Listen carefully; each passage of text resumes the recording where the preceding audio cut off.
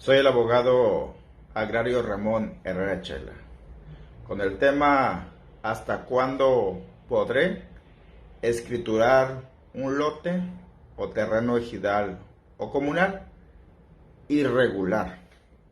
Te comparto el WhatsApp 66 91 13 70 43. Repito, 66 91 13 70 43. Te puedes comunicar desde cualquier parte del país y también desde el extranjero, agregando más 52. Ese número es importante porque si necesitas alguna asesoría, ya sea que quieras adquirir tierras, derechos ejidales, eres integrante de ejido, representante, eres abogado, inversionista, empresario, etcétera, anota ese número y llama o envía un mensaje cuando solicites una cotización. Ahí procuraremos brindarte ese servicio, incluso guías, cursos que pueden estar por ahí vigentes, puedes preguntar sobre ellos. Si quieres integrarte a un grupo de WhatsApp, también lo puedes hacer. Cotiza el servicio. Solo te pedimos un poco de paciencia porque a veces en ciertos horarios o días se satura el número, pero te atenderemos. En Facebook está el grupo Derecho Agrario. Ahí puedes plantear de manera libre cualquier asunto, problema, y entre todas y todos procuramos ayudarte, darte un punto de vista, alguna advertencia. Y en YouTube está el canal, pues prácticamente que aborda cualquier tema de lo agrario, abogacía agraria, justicia agraria, derechos y obligaciones de ejidos y comunidades. Es cuestión de que escribas la palabra clave o la frase clave en YouTube y enseguida Ramón Chela y te va a aparecer el tema, el video que tiene relación con ese tema o lo trata directamente. Te invito a suscribirte a ese canal porque es mucho más fácil encontrar los más de 500 videos que a la fecha están grabados. Y el tema de hoy, ¿hasta cuándo podré escriturar un lote o terreno ejidal o comunal que se encuentra en una situación legal de irregular? De entrada, para ponernos en contexto y comprender mucho mejor este tema, es importante aclarar que un ejido o una comunidad son personas morales que tienen patrimonio propio y consecuentemente también tienen derechos y obligaciones, tanto al interior con sus integrantes y al exterior con las autoridades, con las dependencias públicas, con el gobierno, con la sociedad, etcétera. Un ejido como persona moral tiene esos derechos y obligaciones. Y como parte de su patrimonio están principalmente sus tierras, que son su razón de ser. Y las tierras se pueden dividir de acuerdo a su destino en área de uso común, en zona parcelada y en la zona urbana, que está destinada o está trazada dentro de un plano o físicamente como el asentamiento humano o el casco urbano, que también le llaman. En pocas palabras es el pueblo. Puede ser un pueblo grande como una ciudad, mediano o pequeños caseríos distribuidos. Pueden ser varios pueblos, ojo ahí, en un solo ejido. Y los componen pues las casas o el solar, que también le llaman predio. Y la gran mayoría está compuesto por casas habitaciones, donde instalan su domicilio los integrantes, los pobladores de un ejido o comunidad. También pues hay oficinas públicas, privadas, locales comerciales, plazas o espacios públicos, etc. ¿Y qué es un lote? Tiene sinónimos. Según en qué parte del país escuches este video, le pueden llamar también solar, predio, terreno, baldío. Y a su vez esos solares o lotes conforman una cuadra. Y la cuadra a su vez conforma una manzana.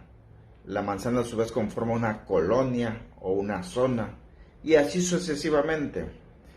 ¿Y qué significa que sea irregular?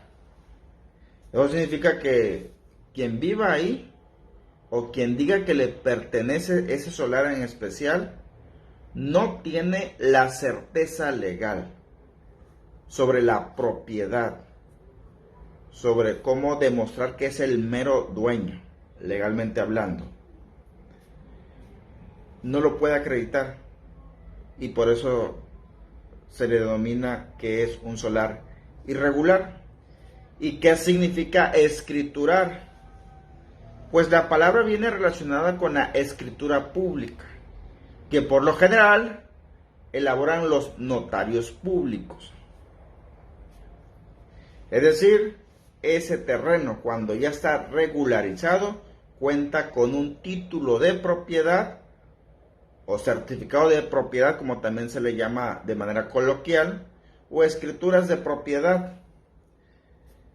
Y para que sea una escritura de propiedad legalmente válida, debe estar inscrita en el registro público de la propiedad, en el catastro del municipio, en la dirección u oficina del predial, pagar año con año el predial, y pues debe estar contenida en una escritura que tenga fe pública de un notario. En pocas palabras, escriturar es sinónimo o significa propiedad, poder demostrar la propiedad de un terreno. ¿Y cuáles son las formas de poder escriturar un terreno o hasta cuándo? ¿Qué debo esperar? Ojo aquí, de acuerdo a mi experiencia, he localizado o he tenido la oportunidad de intervenir en los siguientes procesos, como asesor legal obviamente.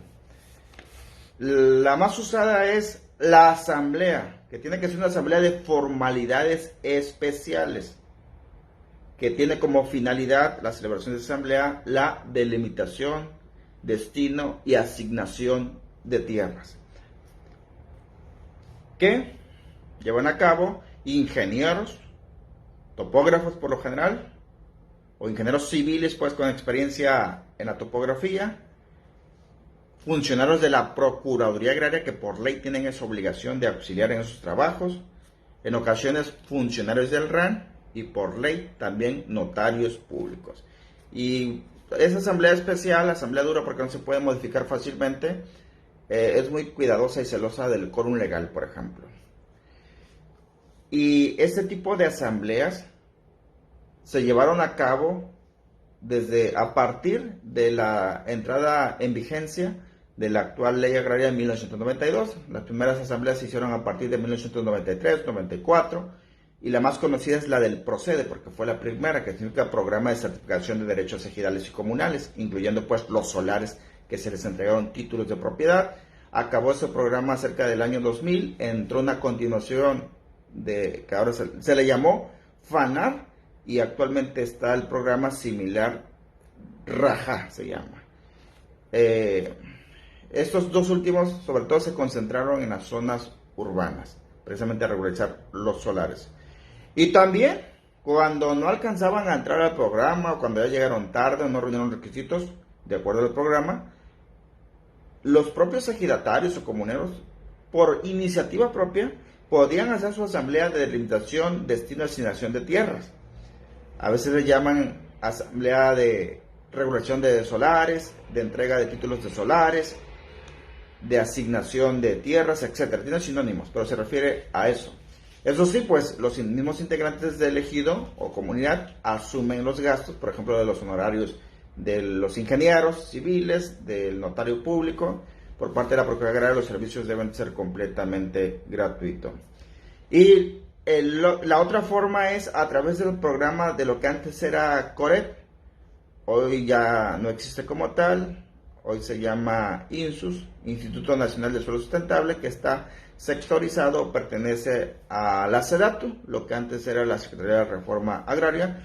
Ellos también están facultados para expropiar zonas urbanas, llevar a cabo la regularización y entregar los títulos de propiedad. Ojo ahí, cuando cobran por los títulos de propiedad, el cobro debe ser simbólico, porque el gobierno federal, con dinero público que sale del erario, que se junta de los impuestos que tú y yo pagamos, lleva a cabo el financiamiento de las expropiaciones para que se regularice la tenencia de la tierra.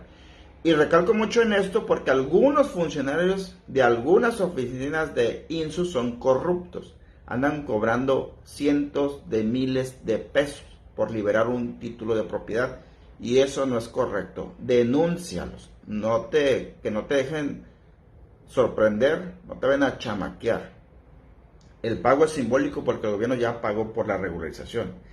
Y rara vez hay una tercera opción. Es muy rara la vez que le entran los gobiernos de los estados, de las entidades federativas o el gobierno municipal, la presidencia municipal. Son pocos, siempre andan quejándose que no hay dinero para expropiar y regularizar. Pero pues también están dentro de la lista.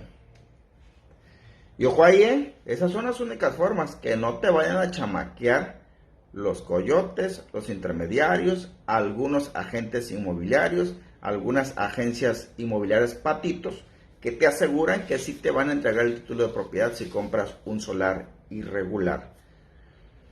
¿Y quién debe de tomar la iniciativa para el tema de regularizar? Pues los más interesados, es la verdad.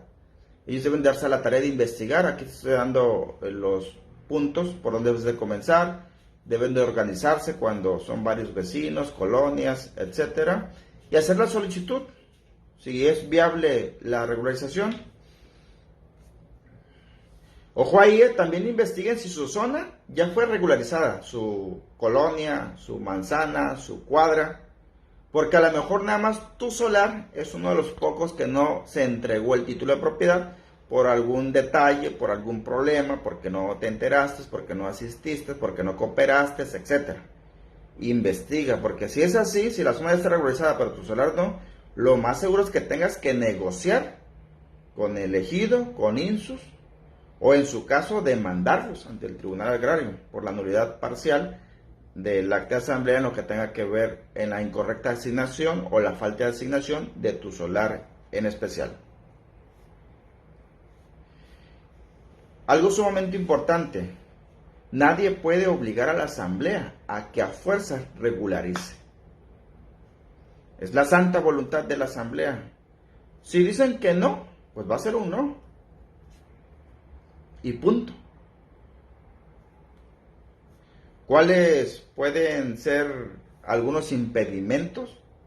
Aunque la asamblea en este caso sí quiera, pues de que no hay quórum legal, envejeció el padrón, no se actualizó y en el conteo de las convocatorias no cuadran los números del quórum legal mínimo, o la zona geográficamente está en conflicto, o el ejido no ha sido totalmente regularizado como persona moral. También pues hay impedimentos materiales, por ejemplo que la zona donde ya está el caserío empiezan a trazar los solares, no es apta para el asentamiento humano, que puede representar una zona de alto riesgo, un deslave, inundaciones, etcétera, derrumbes.